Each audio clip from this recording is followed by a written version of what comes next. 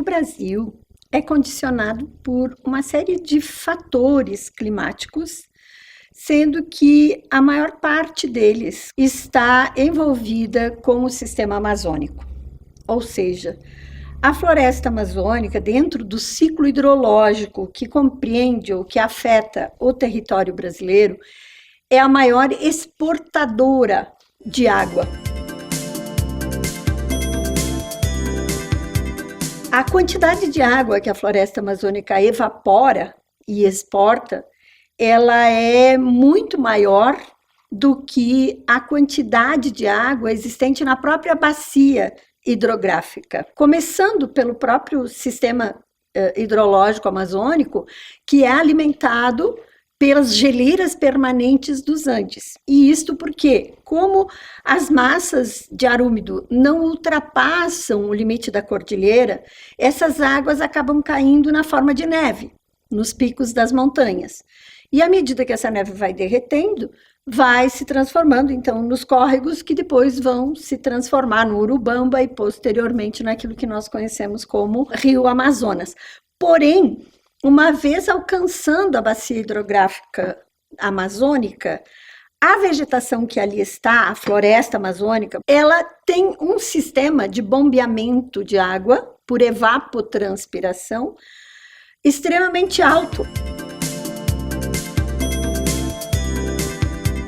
Para entender, então, o fator climático, é importante a gente compreender também o ciclo hidrológico. Então, o ponto de partida, obviamente, é os oceanos, pela grande quantidade e extensão da massa d'água no oceano, mas uma parcela muito pequena chega até os continentes através dos ventos. Não chega a 3% da quantidade de água evaporada nos oceanos que chega aos continentes.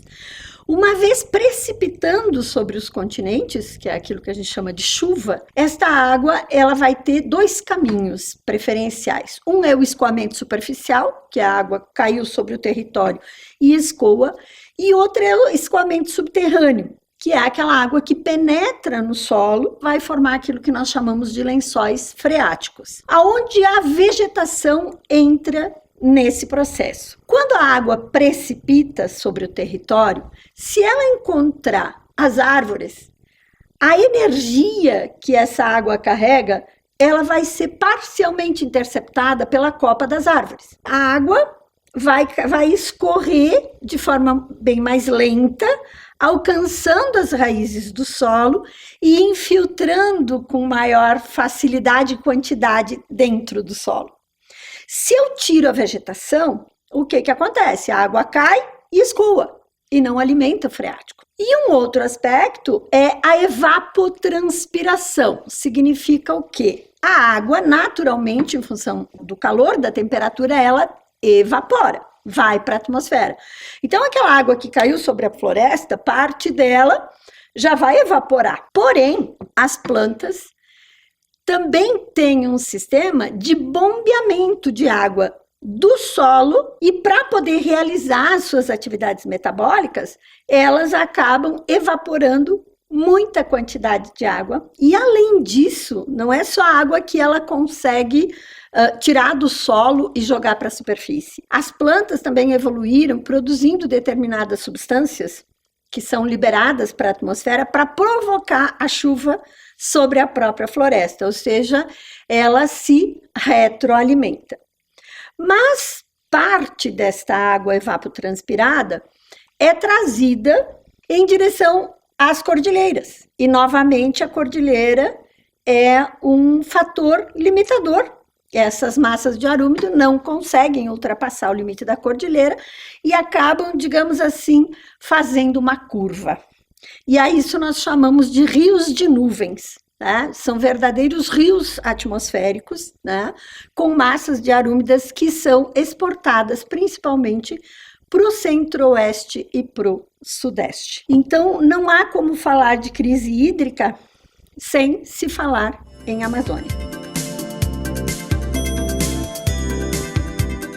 As previsões que se fazia era de que se nós retirássemos 30% da floresta amazônica, nós já teríamos impactos severos no clima de algumas regiões do Brasil. E isso obviamente, então, impacta o quê? A nossa matriz energética, porque nós temos ali Itaipu, justamente nessa zona, e que depende das precipitações, né, na região sudeste e centro-oeste. A nossa matriz energética, ela é hídrica, né? Então, sempre que nós tivermos problemas de natureza hídrica, nós vamos ter problemas energéticos. Então, aí a importância também de nós também começarmos a buscar fontes alternativas. Temos outras fontes de energia que também são condicionadas por fatores naturais, né? A energia solar está aí, né? Em qualquer lugar do Brasil, nós somos privilegiados também por termos uma alta incidência de radiação solar em quase todo o território brasileiro. Né?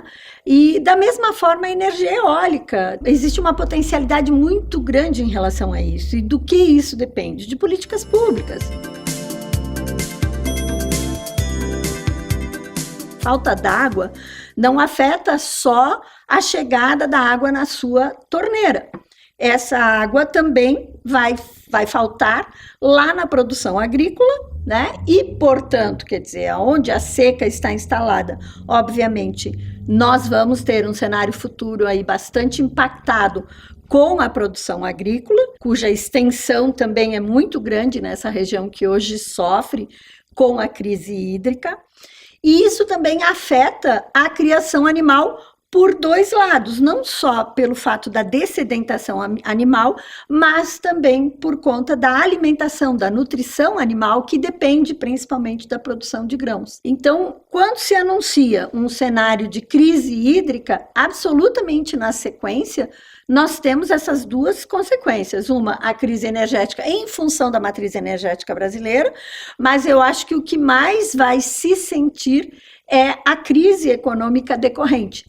Isto por quê? Porque a água é a matriz primordial de todas as reações bioquímicas que acontecem dentro dos seres vivos. Não há como produzir sem água, não há como obter alimento, não há como nós mesmos sobrevivermos sem água. A economia seguramente vai ter uma resposta em relação a isso também. Isso porque nós estamos falando de ecossistêmica. E a ecossistêmica pressupõe que tudo está interligado, tudo está interconectado.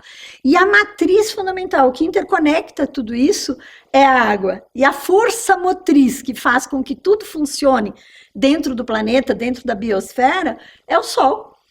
Então, nós somos dependentes, né, da luz solar para que aconteça a fotossíntese, mas nada disso aconteceria no meio terrestre sem a água.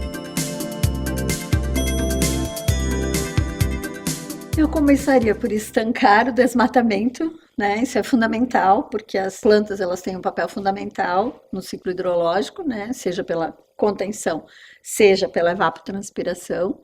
E plantar mais árvores. Só que na velocidade em que a gente derruba, a gente não jamais conseguiria alcançar a mesma velocidade no replantio, né? E também nos ambientes urbanos, a arborização urbana, que também ajuda com a questão do escoamento superficial, retendo parte da água, aumentando o tempo de residência, né? E também com o papel que elas têm também como purificadoras do ar, né? Então, eu acho que nós não temos muito que fugir da questão do papel ecossistêmico, né, da vegetação.